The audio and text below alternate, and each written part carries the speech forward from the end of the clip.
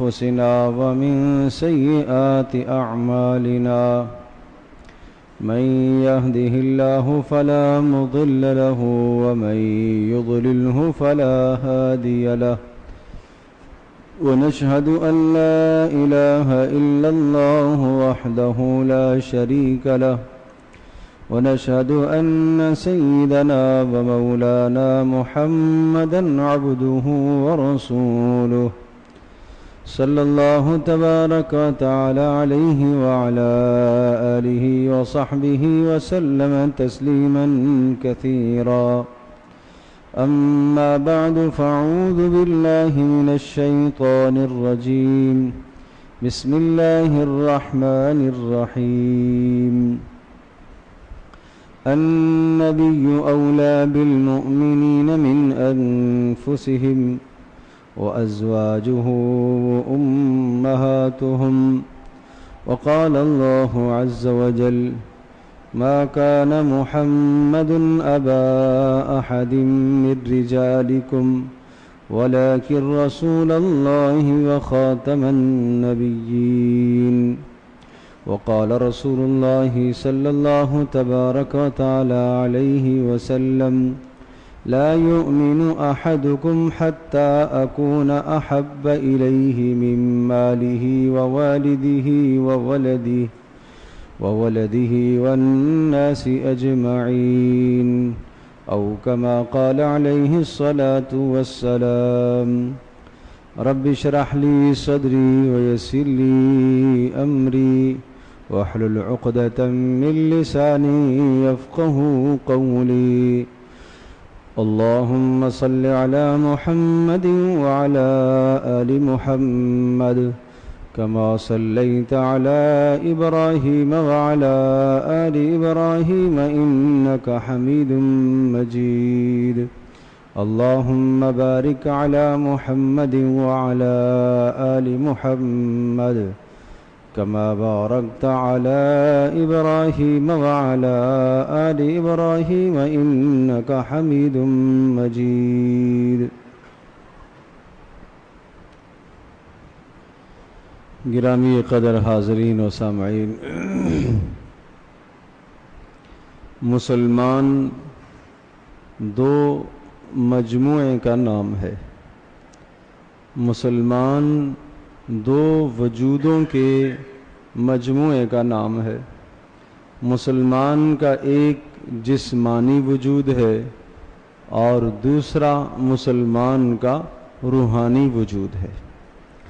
جسمانی وجود تو ہمیں نظر آ رہا ہے، جسم، ہاتھ پیر، سارے کے سارے اعضاء اور جسم پر ہونے والی چیزیں اور بیماریاں اور احوال طاری ہونے والے وہ بھی ہمیں نظر آتے ہیں، اس لیے کہ جسمانی وجود انسان کو دکھائی دیتا ہے، نظر آتا ہے۔ دوسرا، اس آدمی کے اندر مومن میں روحانی وجود ہوتا ہے، اور روحانی وجود اس کا مرکز انسان کا دل ہے، اور دل میں ایمانی وجود جب ہوتا ہے اور ایمان جس درجے کا موجود ہوتا ہے، روحانیت جتنی بلند درجے کی ہوتی ہے تو اتنا اس آدمی کا جسمانی وجود ٹھیک اور درست چلتا ہے۔ یعنی آنکھیں صحیح دیکھیں، کب صحیح دیکھیں گی؟ جب روحانی وجود طاقتور ہوگا۔ آنکھیں گناہ کو نہ دیکھیں، نافرمانی کی جگہ پر نہ پڑیں، یہ کب ہوگا؟ جب اندر روحانی وجود طاقتور ہوگا۔ اسی طرح سے زبان سے نازیبا نامناسب کلمہ نہ نکلے، یہ کب ممکن ہوگا؟ جب اندر کا روحانی وجود طاقتور ہوگا۔ اسی طرح سے کان بے حیائی کی بات نہ سنے، ہاتھ گناہ نہ کرے، پیر گناہ کی طرف نہ جائے، یہ جب ہی ممکن ہوگا کہ جب اندر کا روحانی وجود طاقتور ہوگا۔ اور جہاں یہ ایمانی اور روحانی وجود کمزور ہو گیا، پھر جسمانی وجود اپنی مرضی کرے گا۔ اور اس کی مثال اندر جو روحانی وجود ہے اس کی مثال روشنی کی سی ہے۔ جس طرح سے رات کی تاریکی میں، اندھیرے میں آدمی کے پاس آنکھیں موجود ہیں لیکن اندھیرے میں کچھ نظر نہیں آتا، اس لیے کہ اس اندھیرے میں دیکھنے کے لیے صرف آنکھ کافی نہیں ہے بلکہ باہر کی روشنی کا ہونا بھی ضروری ہے۔ چنانچہ جیسے ہی روشنی روشن ہوگی، بلب روشن ہوگا تو آنکھ کو دکھائی دیتا ہے۔ بالکل اسی طرح سے انسان کے اندر جو روحانی اور ایمانی طاقت اور وجود ہے اس کی مثال روشنی کی سی ہے، اور اگر وہ روشنی جتنی طاقتور ہوتی ہے، جتنی قوت والی وہ روشنی ہوتی ہے تو انسان کی آنکھیں صحیح دیکھیں گی، آدمی کی عقل صحیح فیصلہ کرے گی، آدمی کی سوچ صحیح فیصلہ کرے گی۔ اور اگر یہ روحانی طاقت، ایمانی طاقت کمزور پڑ جاتی ہے تو پھر یقیناً انسان کا دیکھنا بھی خطا ہے، اور آدمی کا سننا بھی خطا ہو جاتا ہے، آدمی کا بولنا بھی خطا ہو جاتا ہے، اور آدمی کے ہاتھ اور پیروں کی حرکت بھی خطا اور غلط ہو جاتی ہیں، اس لیے کہ اندر کا روحانی وجود کمزور پڑ گیا۔ جب یہ بات ذہن نشین فرما چکے تو دوسری بات یہ ہے کہ انسان جو جسمانی وجود ہے، اس جسمانی وجود میں آدمی اپنے ماں باپ کا محتاج ہوتا ہے۔ جسمانی وجود ماں باپ کے توسط سے انسان کو ملتا ہے، والدین کے توسط سے انسان کو جسمانی وجود حاصل ہوتا ہے۔ گویا کہ اس دنیا میں آدمی کے جسمانی وجود یعنی آدمی کے موجود ہونے کا ذریعہ کون ہے؟ ماں باپ۔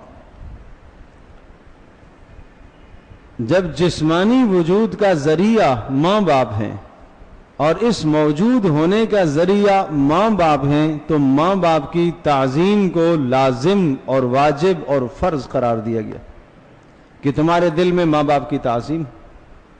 کیوں تعظیم کا حکم دیا گیا؟ اس لیے کہ یہ دنیا میں آنے کا تمہارے لیے ذریعہ ہے۔ خالق حقیقی، پیدا کرنے والا تو اللہ پاک ہے، لیکن ماں باپ دنیا میں آنے کا ذریعہ بنتے ہیں، اس لیے ماں باپ کا ادب اور احترام اس کو بہت تاکید سے کہا گیا۔ اور یہی وجہ ہے کہ توحید اور رسالت کے بعد جو تیسرا درجہ رکھا گیا ہے وہ ماں باپ کے حقوق کا رکھا گیا ہے۔ اللہ تبارک تعالیٰ کے حقوق اور رسول اکرم صلی اللہ علیہ وسلم کے حقوق کے بعد، توحید اور رسالت کے بعد اگر کسی کا مقام اور مرتبہ ہے تو کس کا ہے؟ ماں باپ کا۔ یہی وجہ ہے وَقَضَىٰ رَبُّكَ أَلَّا تَعْبُدُوا إِلَّا إِيَّاهُ، قرآن میں کئی جگہ آپ دیکھیں گے کہ اللہ تبارک تعالیٰ نے اپنی بندگی کے بعد ماں باپ کی خدمت کا حکم دیا ہے۔ توحید اور رسالت کے بعد ماں باپ کے ساتھ حسن سلوک کا حکم دیا ہے۔ پتہ چلا کہ توحید اور رسالت کے بعد ماں باپ کا حق ہے، اس لیے یہ حق بتلایا کہ ماں باپ دنیا کے اندر آنے کا ذریعہ بنتے ہیں، آدمی کے وجود کا ذریعہ بنتے ہیں۔ جس طرح سے ماں باپ آدمی کے جسمانی وجود کا ذریعہ بنتے ہیں، اسی طرح سے رسول اکرم صلی اللہ تعالی علیہ وسلم آدمی کے روحانی وجود کا ذریعہ ہے۔ ہمیں ایمان کیسے ملا؟ آدمی کہے گا جسم میرا کیسے آیا، کیسے وجود میں آیا؟ ماں باپ کے ذریعے سے، ماں باپ کی توسط سے جسم وجود میں آیا۔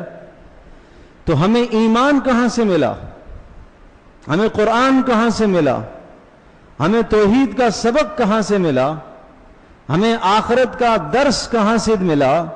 حضرت محمد مصطفیٰ صلی اللہ تعالی علیہ وسلم کی برکت سے۔ ہمارے دل میں جو اللہ کی محبت ہے، ہم اللہ کو جو پہچانتے ہیں، اور اسی طرح سے ہم نماز میں جو کھڑے ہوتے ہیں، یہ نماز میں کھڑا ہونا، روزہ رکھنا، حج و زکوٰۃ، یہ سارے کے سارے اعمال یہ کیا ہیں؟ جس طرح سے جسمانی طاقت کو پیدا کرنے کے لیے غذائیں ہم کھاتے ہیں، کھانا کھاتے ہیں، ایمانی اور روحانی طاقت کو بڑھانے کے لیے کیا چیزیں؟ یہ اعمال۔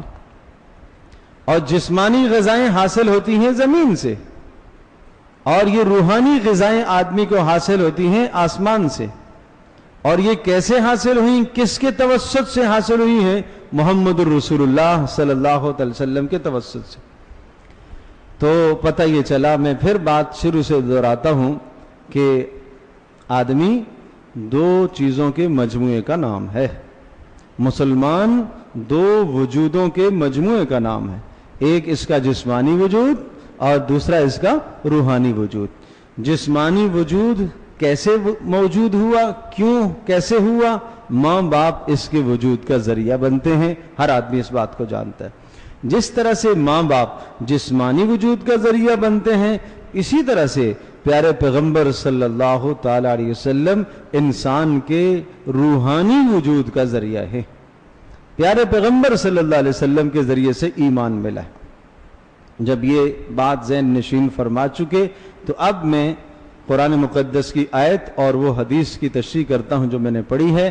النبی اولا بالمؤمنین من انفسہم، فرمایا تمہارے نبی حضرت محمد مصطفیٰ صلی اللہ تعالی علیہ وسلم تمہارے نزدیک، محمد صلی اللہ تعالی علیہ وسلم تمہارے نزدیک وہ تمہاری جانوں سے بھی زیادہ قریب اور عزیز ہونے چاہیے۔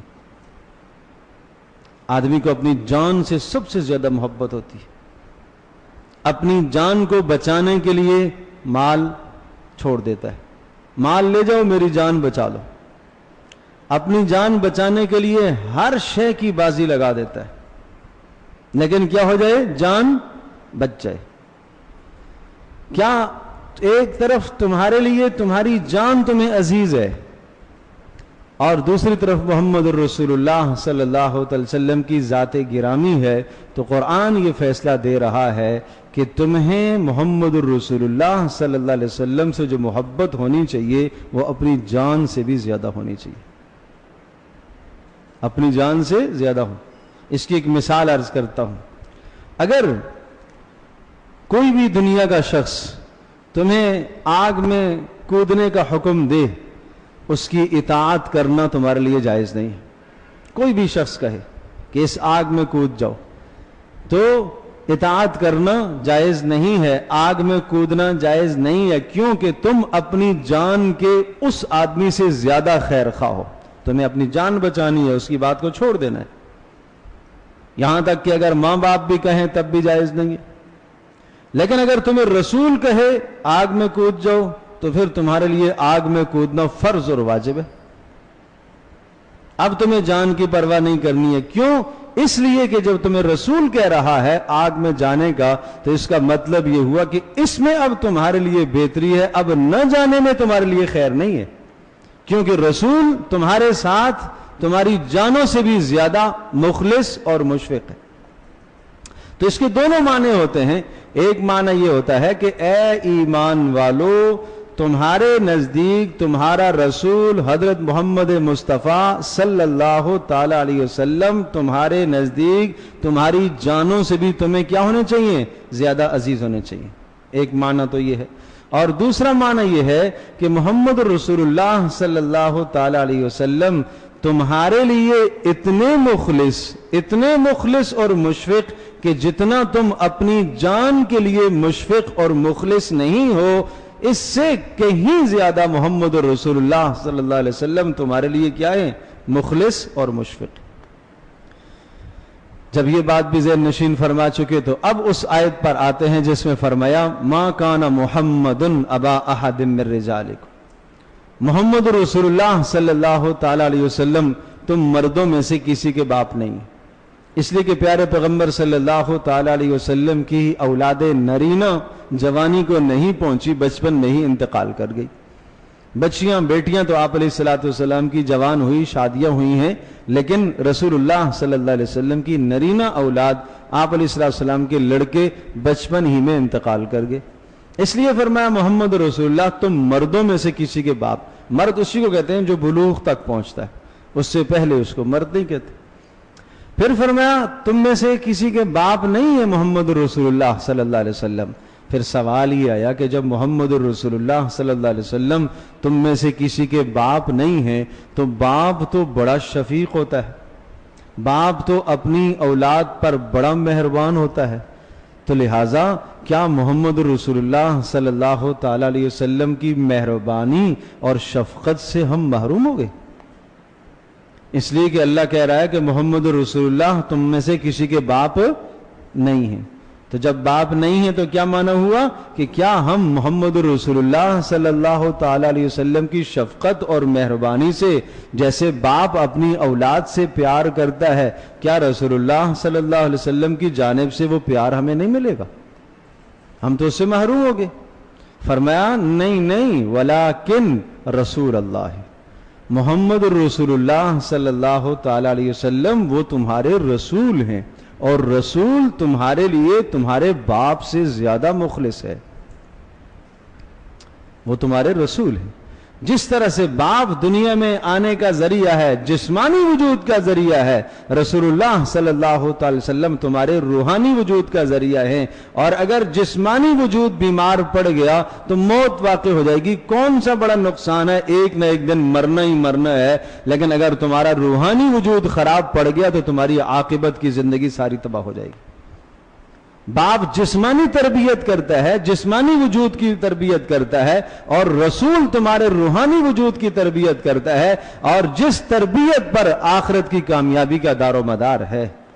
تو اس لیے معلوم یہ ہوا کہ محمد رسول اللہ صلی اللہ تعالی علیہ وسلم وہ اللہ کے رسول ہیں، اور رسول اکرم صلی اللہ تعالی علیہ وسلم وہ تمہارے نزدیک تمہارے ماں باپ سے زیادہ تمہارے ساتھ مخلص ہیں. اور محمد رسول اللہ صلی اللہ تعالی علیہ وسلم سے محبت تمہیں کتنی ہونی چاہیے؟ جتنی تمہیں اپنی جانوں سے محبت ہے اتنی نہیں، اس سے زیادہ، اس سے زیادہ. اب میرے عزیز دوستوں اور بزرگوں، میں ایک بات عرض کرتا ہوں، بہت سوچ سمجھ کے ٹھنڈے دماغ سے میری بات کو سمجھنے کی کوشش فرمائیں، اور پھر اپنے ضمیر سے پوچھئے اور فیصلہ کیجئے. قرآن کا فیصلہ یہ ہے کہ محمد رسول اللہ صلی اللہ تعالی علیہ وسلم تمہارے لیے تمہاری جان سے بھی زیادہ عزیز ہونے چاہیے. حدیث کا بھی فیصلہ یہ ہے کہ اس وقت تک تمہارا ایمان مکمل نہیں ہو سکتا جب تک میں تمہارے نزدیک تمہارے ماں باپ سے، تمہارے مال سے، تمہاری اولاد سے اور سب کے سب انسانوں سے زیادہ محبوب نہ ہو جاؤں. اس وقت تک تمہارا ایمان مکمل نہیں ہو سکتا. عقل بھی اس بات کا تقاضا کرتی ہے کہ زیادہ محبت انسان کو کس سے ہونی چاہیے؟ رسول اللہ صلی اللہ علیہ وسلم سے ہونی چاہیے. کیوں؟ ماں باپ کی تعظیم اس لیے ہے کہ ماں باپ دنیا میں انسان کے وجود کا ذریعہ ہیں، اس لیے ماں باپ کی تعظیم ہے. اور رسول اللہ صلی اللہ تعالی علیہ وسلم آدمی کے ایمانی وجود کا ذریعہ ہیں. لہذا رسول اللہ صلی اللہ علیہ وسلم سے محبت اس لیے کہ ایک طرف ایمانی طاقت، ایک طرف جسمانی طاقت. جسمانی طاقت اس کا تعلق دنیا کے ساتھ ہے، ایمانی طاقت کا تعلق آخرت کی زندگی کے ساتھ ہے، آخرت بہتر ہونے کے ساتھ ہے. اور وہ طاقت ہمیں محمد رسول اللہ صلی اللہ علیہ وسلم سے ملتی. تو اب میں بات جو عرض کرنے لگا ہوں وہ یہ ہے کہ ایک اپنے اندر کی چاہت ہے، ایک ماں باپ کی چاہت، بیوی بچوں کی چاہت، اور نمبر 3 خاندان والوں کی چاہت، رسم و رواج کی چاہت، اندر سے اٹھنے والی چاہت. میرا نفس، میری ذات دنیا میں سب سے زیادہ میرے لیے مخلص میں کس کو سمجھتا ہوں؟ اپنی ذات کو. اس لیے کہتے ہیں میں جو اپنے بارے میں فیصلہ کروں گا میں بہتر فیصلہ کروں گا. اور ایک طرف رسول اکرم صلی اللہ تعالی علیہ وسلم کا فیصلہ ہے میرے بارے میں، ایک طرف میری ذات کا فیصلہ ہے میرے بارے میں، اور ایک طرف رسول اکرم صلی اللہ تعالی وسلم کا فیصلہ ہے میرے بارے میں. تو آپ مجھے یہ بتائیے کون سا فیصلہ ماننا چاہیے؟ بولو بھائی. جو فیصلہ رسول اللہ صلی اللہ تعالی وسلم نے آپ کے لیے کیا، میرے لیے کیا، وہ ہمیں ماننا چاہیے، یا جو میرا اپنا نفس اور میری ذات کہہ رہی ہے کہ یہ فیصلہ تیرے لیے زیادہ بہتر ہے، کون سا ماننا چاہیے؟ تو رسول اللہ صلی اللہ علیہ وسلم کا. تو پھر ذرا اپنی زندگیوں کا ہم محاسبہ کریں، حساب کریں. کیا رسول اللہ صلی اللہ علیہ وسلم جو شریعت لے کر آئے ہیں اور جس کو وہ بہتر بتا رہے ہیں میرے لیے اور آپ کے لیے، کیا وہ شریعت 100% میری زندگی میں ہے؟ کیا آج بہت ساری باتیں میں اپنے نفس کی باتیں بہت ساری مان کر میں رسول اللہ کی بات کو نہیں ٹھکرا رہا؟ کیا ماں باپ اقربا اعزا کی بہت ساری باتوں کو لے کر رسول اللہ کی بات کو میں پیچھے نہیں کر رہا؟ کیا خاندان کے رسم و رواج بہت سارے جو میرے سامنے رسول اللہ صلی اللہ علیہ وسلم کی بات کو قبول کرنے کے لیے آڑے آ جاتے ہیں اور میں خاندان کی بات لے لیتا ہوں اور یوں کہتا ہوں کیا کروں جی، مجھے دنیا میں جینا بھی تو ہے، مجھے یہاں رہنا بھی تو ہے؟ تو پھر وہ کہاں گئی محبت؟ قرآن تو یہ کہہ رہا ہے کہ نہیں، تمہارے لیے تمہارا رسول تمہاری جان سے بھی زیادہ مخلص ہے، تمہاری سب سے زیادہ محبت اپنے رسول سے ہونی چاہیے، تمہیں سب سے زیادہ کہا اپنے رسول کا ماننا چاہیے، سب سے پہلے اللہ اور اس کے رسول کا کہا، اس کے بعد پھر تم اپنی جان کو دیکھو، پھر اپنے مال کو دیکھو، پھر اپنے ماں باپ کو دیکھو، پھر اپنی بیوی بچوں کو، پھر اپنے اعزاء اقربا کو دیکھو۔ اب صحابہ کرام رضی اللہ عنہم اجمعین کی زندگی کی مثالوں کو دیکھیے، وہاں کیا حال تھا؟ وہاں یہ حال تھا کہ اللہ کے رسول نے اگر جو حکم دے دیا ہے تو مجھے اپنی ذات کے لیے یہ بات بہتر لگتی ہے، لیکن اللہ کے رسول نے دوسرا حکم دیا، ہر صحابی اللہ کے رسول کے حکم کے پیچھے جان دیتا تھا۔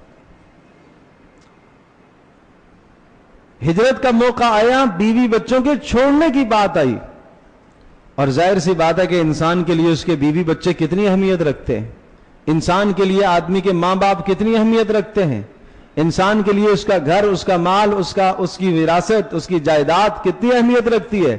دوسری طرف رسول کا حکم تھا کہ مکہ کو چھوڑو اور مدینہ پہنچو۔ بیویاں چھوڑ دی، بچوں کو چھوڑ دیا، خاندان کو چھوڑ دیا، جائیداد کو چھوڑ دیا، قبیلوں کو چھوڑ دیا، شوہر مسلمان ہے، بیوی مسلمان نہیں ہوئی، بیوی کو چھوڑ کے چلے گئے، باپ مسلمان ہوا، اولادیں مسلمان نہیں ہوئی، چھوڑ کے چلے گئے، بیٹا مسلمان ہو گیا، ماں باپ مسلمان نہیں ہوئے، بیٹا نکل گیا ہجرت کرنے کے لیے۔ کیوں؟ کس کا حکم ہے؟ رسول اللہ صلی اللہ علیہ وسلم۔ تو رسول اللہ صلی اللہ علیہ وسلم کے حکم پر ترجیح دی جا رہی ہے، کس کو؟ ماں باپ کو، اولادوں کو، قبیلے کو، خاندان کو، مال کو، جائیداد کو۔ جب یہ سب کچھ انہوں نے کیا تو وہ بلند ترین تمغہ ان کو ملا، رضی اللہ عنہم ورضوا عنہ، اللہ ان سے راضی ہو گیا اور وہ اللہ سے راضی ہو گیا۔ وہ ایسے نہیں ملا، وہ پیارے پیغمبر صلی اللہ تعالی علیہ وسلم کی اس حدیث کا 100% مصداق بن گئے کہ آپ نے فرمایا تم میں سے کوئی شخص اس وقت تک صاحب ایمان نہیں ہو سکتا جب تک میں رسول اس کے نزدیک، اس کے مال سے، اس کے ماں باپ سے، اس کی اولاد سے اور سب کے سب لوگوں سے زیادہ محبوب تر نہ ہو جاؤں، اس وقت تک کوئی صاحب ایمان نہیں ہو سکتا۔ لہذا ان سب کے دلوں میں رسول اللہ صلی اللہ تعالی علیہ وسلم محبوب تر ہو گئے، محبوب ترین ہو گئے، ماں باپ سے بھی، اولادوں سے بھی، مال سے بھی، خاندان سے بھی، سب لوگوں سے۔ تو تب جا کے اللہ پاک نے ان سے کہا رضی اللہ عنہم ورضوا عنہ، اللہ ان سے راضی ہو گیا اور یہ اللہ سے راضی ہو گئے۔ کسی کی رضا کا فیصلہ تو مرنے کے بعد جا کے ہوتا ہے کہ جب خاتمہ ہوا، اپنا خاتمہ ایمان پر ہو گیا تو اللہ کی رضا کا فیصلہ ہوگا۔ ان کے خاتمے سے پہلے ہی اللہ نے دنیا میں ہی فیصلہ دے دیا۔ یہ صحابہ کرام رضی اللہ عنہم اجمعین کا امتیاز تھا کہ دنیا میں ہی اللہ نے فیصلہ دے دیا۔ اس آیت کے نازل ہونے کے بعد پیارے پیغمبر صلی اللہ تعالی علیہ وسلم کے اصحاب دنیا میں یقیناً زندہ رہے، اور رضی اللہ عنہم ورضوا عنہ جب نازل ہو گئی، آپ علیہ الصلوۃ والسلام دنیا سے رخصت ہو گئے سن 11 ہجری میں۔ اس کے بعد پیارے پیغمبر صلی اللہ علیہ وسلم کے جانے کے بعد اب تو قرآن نہیں نازل ہو رہا، اس کے بعد سالوں صحابہ زندہ رہے، اور آخری صحابی جو دنیا سے گئے ہیں 103 4 بعض نے 111 ہجری کا لکھا ہے، آخری صحابی جو دنیا سے رخصت ہوئے۔ تو یہ تمغہ امتیاز اور یہ خصوصیت جو اللہ نے انہیں عطا فرمائی تھی کہ اللہ تم سے راضی ہو گیا اور تم اللہ سے راضی ہو گئے، یہ کس بنیاد پر؟ اس لیے کہ انہوں نے پیارے پیغمبر صلی اللہ تعالی علیہ وسلم کے احکامات کو، آپ کے طریقوں کو، آپ کی زندگی کو سب چیزوں پر مقدم رکھا۔ ان کے لیے اللہ اور اس کا رسول سب سے اول نمبر پر، اس کے بعد اپنی جان، اس کے بعد ماں باپ، اس کے بعد خاندان، اس کے بعد بیوی بچے، وہ سب بات کی چیز، سب سے پہلے نمبر پر اللہ اور اس کا رسول۔ تو میرے عزیز دوستوں بزرگوں، اگر ہم اپنا ایمان مکمل کرنا چاہتے ہیں تو ہمیں یہ جذبہ اپنے اندر لانا ہوگا، یہ جذبہ اپنے اندر پیدا کرنا ہوگا کہ محمد رسول اللہ صلی اللہ تعالی علیہ وسلم وہ اللہ کے رسول ہیں، اور وہ تمہارے لیے تمہارے ماں باپ سے، تمہارے خاندان سے، تمہارے بیوی بچوں سے، تمہاری ذات سے بھی زیادہ مخلص ہیں تمہارے ساتھ۔ وخاتم النبیین، اور یہ بات بھی عقیدے ایک میں شامل ہے کہ محمد رسول اللہ صلی اللہ تعالی علیہ وسلم وہ خاتم النبیین ہیں، وہ سلسلہ نبوت کو ختم کرنے والے ہیں۔ آدم علیہ السلام سے ایک سلسلہ چلا انبیاء علیہ السلام کا، رسل کا سلسلہ چلا، اور اس رسل اور انبیاء کے سلسلے کی آخری کڑی وہ کون ہے؟ وہ محمد رسول اللہ صلی اللہ علیہ وسلم۔ ایک خوبصورت مثال دے کر آپ نے ارشاد فرمایا تاکہ کوئی بھی گنجائش کسی بھی جگہ پر باقی نہ رہے۔ آپ نے کیا فرمایا؟ میری مثال اور مجھ سے پہلے انبیاء علیہ السلام کی مثال اس طرح سے ہے جیسا ایک عظیم الشان خوبصورت محل کسی نے تیار کیا ہو، اور اس محل کے اندر ایک اینٹ کی جگہ خالی رہ گئی ہو۔ دیکھنے والے جتنے بھی آ رہے ہوں اور وہ اس محل کو دیکھیں اور اس کی خوبصورتی کو، اس کے جمال کو دیکھیں اور تعجب کریں اور کہیں کہ کیا ہی خوبصورت محل ہے، لیکن اگر یہ جو اینٹ رہی ہوئی ہے، اگر یہ اینٹ بھی یہاں لگا دی جائے تو بس یہ تو مکمل ہی ہو جائے گا۔ فرمایا میں وہ آخری اینٹ ہوں، یہ مثال سے سمجھایا، میں وہ آخری اینٹ ہوں۔ اب میں آخری اینٹ ہوں تو مزید اینٹ لگانے کی ضرورت اب نہیں بچے، اور اگر میں وہاں سے نکل گیا تو محل مکمل نہیں ہوگا۔ دونوں باتوں کی طرف اشارہ ہے کہ یہ جو نبوت اور رسالت کا سلسلہ ہے، اگر میں وہاں سے نکل گیا تو وہ سلسلہ مکمل نہیں، وہ ناقص رہ جائے گا، جیسے محل ناقص ہے، اور اس کے بعد اگر مزید لگائیں گے تو مزید اس میں گنجائش نہیں۔ اس لیے فرمایا انا خاتم النبیین لا نبی بعدی، دیکھو میں آخری رسول ہوں، میرے بعد کسی نبی رسول نے نہیں آنا۔ انقطعت النبوۃ والوحی، وحی اور نبوت کا سلسلہ ختم ہو گیا ہے، بس اب میرے بعد کوئی رسول نہیں آئے گا۔ اچھا مومنوں کو پھر کیسے، اہل ایمان کو رہنمائی کیسے ملے گی؟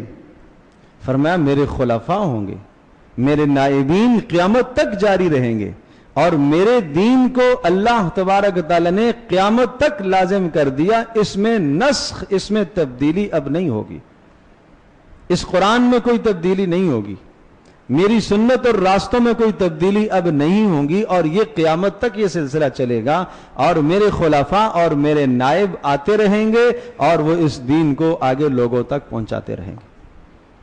اور پھر یہ بھی ارشاد فرمایا کہ دیکھو میرے جانے کے بعد کچھ لوگ ایسے موجود ہوں گے جو دعویٰ کریں گے اپنے آپ کو نبی ہونے کا دعویٰ اور نبوت کا دعویٰ کریں گے۔ اب اگر میری شروعی بات آپ کے ذہن میں ہو تو پھر تو میں سمجھتا ہوں کسی دلیل کی ضرورت نہیں۔ کون سی بات؟ ماں باپ آدمی کے جسمانی وجود کا ذریعہ ہے، اور رسول آدمی کے روحانی وجود کا ذریعہ ہے۔ ماں باپ جیسے تیسے بھی ہوں، ماں باپ کے علاوہ آدمی اپنی نسبت کسی اور کی طرف نہیں کرتا۔ جس کو عقل ہے، شعور ہے، وہ اپنے ماں باپ کے علاوہ کسی اور کی طرف نسبت پسند نہیں کرتا۔ وہ لڑنے کو تیار ہو جائے گا، کوئی کسی کو کہے تمہارا باپ وہ ہے، یہ تو گالی ہے۔ جس طرح سے عقل اس بات کا تقاضا کرتی ہے کہ انسان اپنے ماں باپ میں نسبت حقیقی ماں باپ ہی کی طرف کیا کرتا ہے، کسی اور کی طرف نسبت کرنا پسند نہیں کرتا، اسی طرح سے ادھر روحانی جو تمہاری نسبت ہے حضرت محمد الرسول اللہ صلی اللہ تعالی علیہ وسلم، ان کی طرف آپ منسوب ہیں کہ آپ محمد الرسول اللہ صلی اللہ علیہ وسلم کی امت ہیں۔ کسی اور کی طرف منسوب ہونا تمہیں اسی طرح سے برا لگنا چاہیے جیسے کوئی آدمی اپنے ماں باپ کے علاوہ کسی اور کی طرف تمہیں منسوب کرے، اسی طرح سے برا لگنا چاہیے۔ اور میں ایک اور مثال دیتا ہوں۔ سیدنا عمر بن خطاب رضی اللہ تعالی، اللہ نے یہ باتیں ایسی کروائی ہیں صحابہ سے تاکہ احکام بیان ہوں۔ حضرت عمر رضی اللہ تعالی عنہ رسول اللہ صلی اللہ علیہ وسلم کی خدمت میں آئے اور کچھ تورات کے کچھ اوراق کہیں سے حاصل ہوئے اور وہ لے آئے۔ وہ رسول اللہ صلی اللہ علیہ وسلم کے سامنے ان اوراق کو پڑھنے لگ گئے۔ سیدنا ابوبکر صدیق رضی اللہ تعالیٰ عنہ بھی تشریف فرما تھے۔ حضرت عمر رضی اللہ تعالیٰ عنہ نے جب ان اوراق کو پڑھا، ان صحائف کو پڑھا، پیارے پیغمبر صلی اللہ علیہ وسلم کے چہرہ انور کو نہیں دیکھا، اس طرف نگاہ نہیں گئی، اس لیے کہ پڑھنے میں مصروف تھے۔ سیدنا ابوبکر صدیق رضی اللہ تعالیٰ عنہ کا تو مزاج ہی یہ تھا، وہ تو دیکھتے ہی تھے نبوت کا اشارہ کیا ہے، نبوت کے چہرے پر کیا چیز ہے، نبوت کا چہرہ اس وقت کیا تقاضا کرتا ہے۔ وہ اس بات کا انتظار نہیں فرماتے تھے کہ نبوت کی زبان ہلے گی تو میں حکم پورا کروں گا، وہ تو نبوت کے اشاروں کو دیکھتے تھے۔ یہ شان صدیقی ہے۔ تو انہوں نے کہا عمر دیکھتے نہیں ہو رسول اللہ صلی اللہ علیہ وسلم کے چہرے کو؟ تو حضرت عمر رضی اللہ تعالیٰ نے جب اوپر دیکھا تو پیارے پیغمبر صلی اللہ تعالی علیہ وسلم کا چہرہ انور غصے کی وجہ سے سرخ ہوا تھا، اور ایسے جس طرح سے کوئی انار نچوڑا گیا ہو اور کسی کے چہرے پر ڈال دیا گیا اور سرخ، اس طرح سے آپ علیہ السلام کا چہرہ۔ حضرت عمر فوری وہ اوراق بند کیے، کہا میں اللہ کی پناہ چاہتا ہوں اللہ اور اس کے رسول کے غضب اور غصے سے، مجھے معاف کیجیے۔ پیارے پیغمبر صلی اللہ علیہ وسلم نے جو جملہ ارشاد فرمایا وہ سننے کا ہے، وہ سمجھنے کا ہے۔ آپ نے ارشاد فرمایا عمر اللہ کی قسم، قسم ہے اس ذات کی جس کے قبضے میں میری جان ہے، اگر موسیٰ علیہ السلام بھی زندہ ہو کر آ جائیں تو وہ بھی میری اتباع کیے بغیر کامیاب نہیں ہو سکتے۔ حالانکہ موسیٰ علیہ السلام اللہ کے رسول ہیں، صرف رسول ہی نہیں، صاحب شریعت، صاحب کتاب ہیں، جلیل القدر پیغمبر ہیں، جلیل القدر رسول ہیں۔ فرمایا وہ بھی اگر زندہ ہو کر آ جائیں تو ان کا چارہ کار بھی میری اتباع کے بغیر نہیں ہو سکتا۔ میں جو دین لے کر آیا ہوں اب یہی دین ہے، بس اب اس کے بعد کسی نبوت کی گنجائش نہیں ہے، اب اس کے بعد کسی رسول کی گنجائش نہیں ہے، اس کے بعد کوئی سلسلہ نبوت اور رسالت کا نہیں۔ تو میں نے عرض کیا کہ تربیت پھر کیسے ہوگی امت کی؟ میرے خلفاء ہوں گے۔ اور کیا ہوگا؟ فرمایا اللہ تبارک و تعالیٰ میری امت کے نیک لوگوں کو اچھے خواب دکھلائے گا، ان خوابوں کے ذریعے سے بھی ان کو بہت تقویت ملے گی، لیکن نبوت اور رسالت کا سلسلہ ختم۔ پھر آپ نے فرمایا کہ ہاں میرے بعد 30 دجالون، 30 قسم کے 30 افراد ایسے وجود میں آئیں گے قیامت تک، جو ان میں سے ہر ایک یہ زعم کرے گا اور یہ دعویٰ کرے گا کہ وہ اللہ کا نبی ہے، سن لو میرے بعد کوئی نبی نہیں آئے گا، میرے بعد کوئی نبی نہیں آئے گا۔ اس لیے امام حنیفہ رحمۃ اللہ علیہ نے ارشاد فرمایا اگر اللہ نہ کرے تمہارے سامنے کوئی آدمی جھوٹا مدعی نبوت آ جاتا ہے اور وہ دعویٰ کرتا ہے کہ میں نبی ہوں، اور تم اس سے معجزہ طلب کرو کہ کوئی دلیل دکھاؤ، تو وہ تو ہے ہی کافر، لیکن دلیل طلب کرنے والا بھی کافر ہو جائے گا۔ امام حنیفہ رحمۃ اللہ علیہ کا جملہ ہے کہ وہ دلیل طلب کرنے والا، اچھا دلیل طلب، ایمان نہیں لایا اس پر، یہ کہہ رہا ہے مجھے بتاؤ تو صحیح کیوں تم نبی ہو، کیسے نبی ہو تم؟ کیوں؟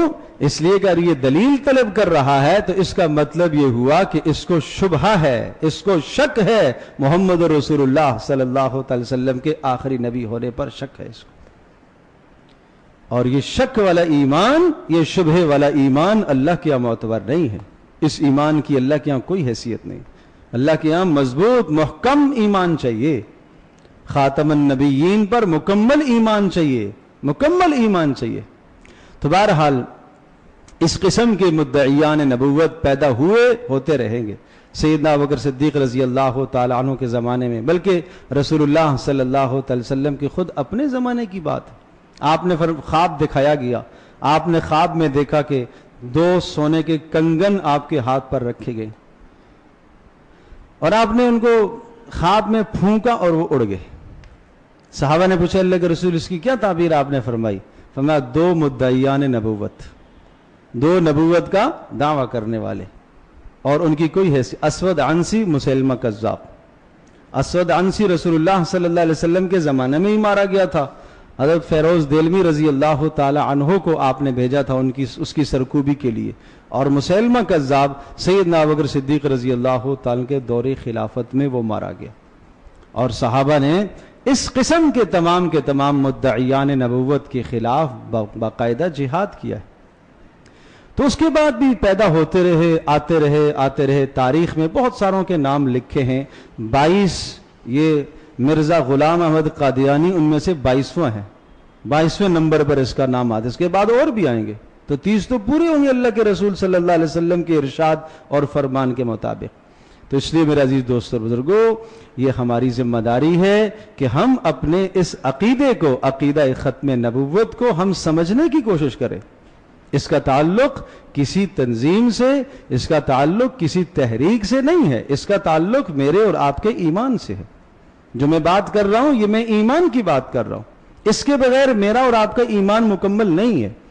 اور یہ یاد رکھیے گا کہ عقیدہ ختم نبوت، پیارے پیغمبر صلی اللہ علیہ وسلم کو آخری رسول، آخری نبی ماننا پورے کے پورے دین اسلام کی سب سے پہلی کڑی اور سب سے پہلی بنیاد ہے۔ کیوں؟ اگر اس عقیدے کے اندر تذبذب میں آپ ہوگے اور اس عقیدے کے اندر اگر دراڑ پڑ گئی اور تزلزل ہو گیا تو اس کا مطلب یہ ہوا کہ اگر ذرہ سی بھی کسی نے نئے نبی اور نئے رسول کو آنے کی اجازت دی تو نیا رسول، نیا نبی آ کر کیا کرتا ہے؟ دین کو منسوخ کیا کرتا ہے۔ پھر آپ کی نماز بھی منسوخ، پھر آپ کا روزہ بھی منسوخ، پھر آپ کا کلمہ بھی ختم، پھر آپ کا قرآن بھی ختم، پھر آپ کی توحید بھی ختم، سب کچھ ختم۔ اس لیے یہ پہلی بنیاد ہے، اور یہ اپنے بچوں کو، اپنی نسلوں کو ہم باور کرائیں۔ محمد رسول اللہ صلی اللہ علیہ وسلم کا آخری نبی ہونا یہ ہماری ذمہ داری بنتی ہے، ہم بتائیں۔ اور ایسے اشخاص جن کا نظریہ یہ ہے ان سے اپنا تعلق 100% منقطع کرنا یہ ہمارے ایمان کا حصہ ہے۔ کسی قسم کا معاملہ ان کے ساتھ نہیں ہونا چاہیے، نہ کاروباری لین دین، نہ کوئی اخلاقی لین دین۔ میرے عزیزوں، دوستوں اور بزرگوں، آپ 10 تعویلیں کریں گے کہ ان کے ساتھ ہم مل کر ہم کیا کریں گے؟ ان کو دین کے قریب کریں گے۔ ارے دین کے قریب کرنے سے زیادہ ضروری اپنے دین کا تحفظ کرنا ہے۔ قریب کرتے کرتے کہیں ایسا نہ ہو کہ اپنا دین برباد ہو جائے۔ اپنی جان کا، اپنے ایمان، اپنے دین کا تحفظ سب سے اول ترجیح ہے۔ تو اس لیے ایک جگہ پر نہیں، قرآن میں کتنی جگہ پر اس بات کو سراہا گیا اور اس بات کو تاکید کے ساتھ کہا گیا، جہاں تمہارے ایمان میں ایمان کا نقصان ہو، خطرہ ہو، لہٰذا وہاں تمہارے علائق، تمہاری دوستیاں، تمہارے تعلقات ہرگز نہیں ہونے چاہیے۔ تو اللہ تبارک تعالی ہم سب کے لیے سمجھنا، عمل کرنا ہم سب کے لیے آسان فرمائے۔ اور یقیناً 7 ستمبر 1974 کا جو دن تھا، اس دن میں اس فرقہ قادیانیت کو جو ہے وہ سرکاری طور پر غیر مسلم اقلیت قرار دیا گیا تھا، اور چونکہ یہ ہمارے مذہب کا بھی حصہ ہے اور ہمارے ملکی قانون کا بھی حصہ ہے، ملکی قانون کی بھی ہم پاسداری کریں اور اس سے پہلے ہم اپنے مذہب کی بھی پاسداری کریں۔ اللہ پاک ہم سب کے لیے عمل کرنا